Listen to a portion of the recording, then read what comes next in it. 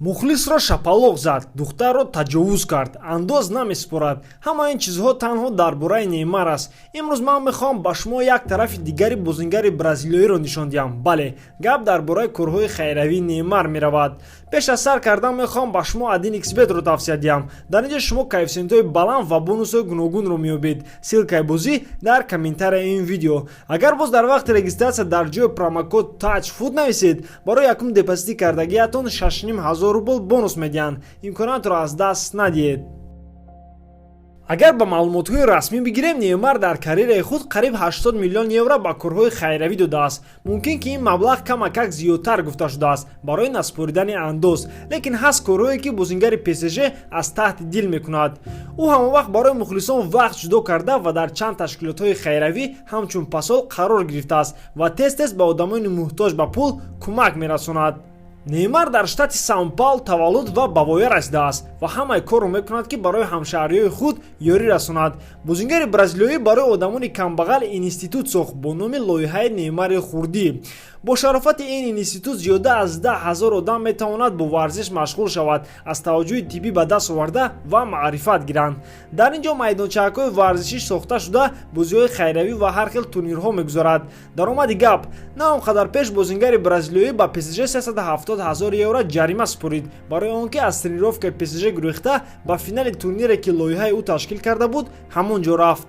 дар ин турнир як чизи аҷиб рух дод. бозингарони духтаронаи Словакия барои қаҳрамон шудан ҳамон қадар хурсанд буданд ки ба кубок ҳамдастаи худро ба нокаут роӣ карданд. вақте ки мо дар бораи турнирҳои гап мезанем ки дар он ҷо Неймар хуш аст, набояд фаромӯш кунем ки бозингари бразилӣ турнири ҷоми ҷаҳон барои бозингарони непрофессионал ташкил мекунад бо ҳамроҳии Red Bull. турнири Неймар Junior 5 дар 40 мамлакат гузаронда мешавад ки дар он ҷо 65 000 одам иштирок мекунад. турнири футболӣ ин ягона турнири хайравӣ нест ки Неймар ташкил мекунад. бозингари бразилӣ бо ҳамроҳии Poker Stars байни дӯстони худ ва ситораҳои бразилиёӣ бозӣ ташкил кард.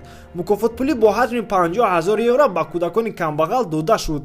Неймар боз дар як турнири аҷиби хайравӣ иштирок намуд. дар вақти ҷамъшавии даста дар Қатар, футболбозон бо штаби тренерии ПСЖ дар бозии уштурпешкунак иштирок карданд. дар ин маворид бозингарон дар болои уштур набуданд, балки бо роботи ҷаки онҳоро идора мекарданд. ғолиби ин озмун Неймар шуд ва 25 000 ки ӯ ба даст овард ба хайрия рӯй кард.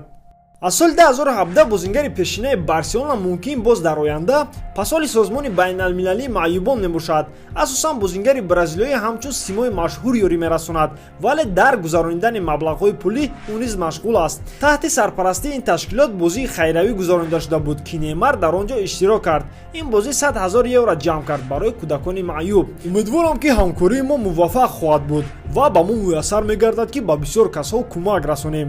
бисёри одамон мехоҳанд ки ҳуқуқи онҳоро нигоҳ доранд ва ба онҳо ба мисли дигарон рафтор кунанд, гуфта буд Неймар. бозингари бразилиёӣ аз проблемаи дунявӣ худро як тараф намегирад. бале, ваксинаи Эмболаро ихтироъ карданд, аммо 5 сол пеш аз ин касалии даҳшатона ҳазорҳо одам вафот мекарданд. Неймар бошад бо ҳамроҳии Роналдо ва дигар ситораҳои футбол дар саҳмияҳои ҷалби таваҷҷӯҳ ба масъалаи паҳн шудани табларза иштирок намуданд. ҳамон сол соли 2014 ташкилоти хайравии Вец Вотер бо ҳамроҳи Неймар барои таъмини оби тоза дар минтақаҳои камбизоатии Бразилӣ фаъолият карданд.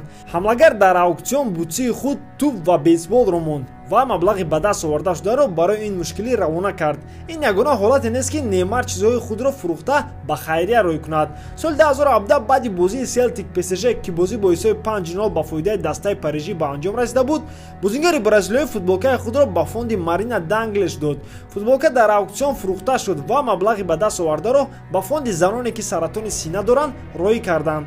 Неймар ягон маротиба аз мухлисон даст намекашад ва ҳамавақт барои онҳо вақт ҷудо мекунад. акнун ҳозир ман мехоҳам ба ёд биёрам бозии ЮАР ва Бразилияро ки 5 марти соли 2014 гузашта буд. дар охири бозӣ ба майдон кӯдаки хурдсол давид ва дара ӯро коргарони амнияти майдон дастгир карданд. ба ҳамлагари бразилиё ин рафтори коргарон маъқул нашуда, кӯдакро аз дасти онҳо гирифт ва бо ӯ фотосессия ташкил дод. бо Неймар дигар бозингарони Бразилиям ҳамроҳ шуданд ва бо кӯдак бозӣ карда чанд маротиба ӯро ба ҳаво партофтанд.